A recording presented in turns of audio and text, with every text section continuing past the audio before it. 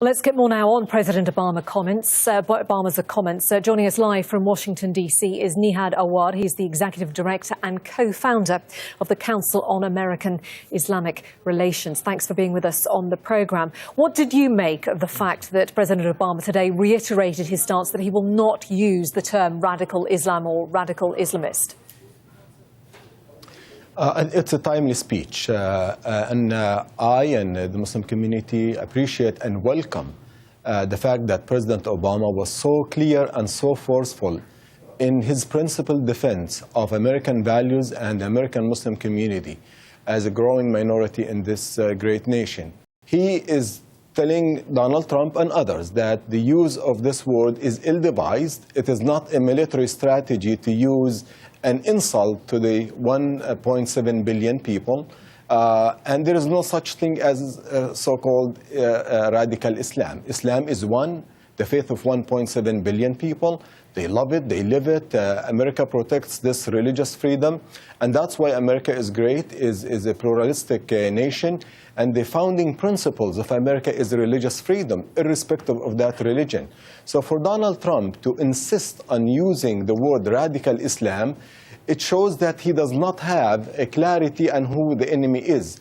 ISIL is an enemy of Muslims, Islam, and all of us. So if you label them as Islamist, you are rewarding them and you are legitimizing their fight against all of us, because the Muslim world is united in loving its faith and adhering to it. And Donald Trump is not only misguided, but he is misguiding his followers by insisting on the use of this term, because it is not a military strategy, it's an ill-advised soundbite. I guess the problem is, how do we actually describe, though, those killers who do murder in the name of religion, who say they are Muslims and that they're murdering in the name of Islam? How do we describe people who do that?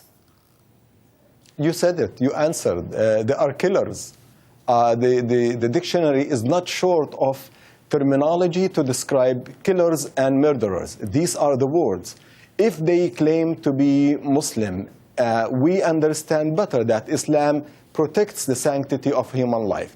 In Islam, the killing of one innocent life is the equivalence of killing the entire humanity. So if ISIL would like to legitimize itself, call itself Islamic, and represents Muslim, then we hand them a victory. We will be doing their work for them if we use their legitimizing titles. Right. I wrote an op-ed to the Time magazine, and I urged a year and a half ago not to use the word Islamic or state for ISIL, because they are neither. What about the word radical? It's another controversial word, but some members of the Muslim community will indeed describe other members in that community as having been radicalized. They use that term themselves.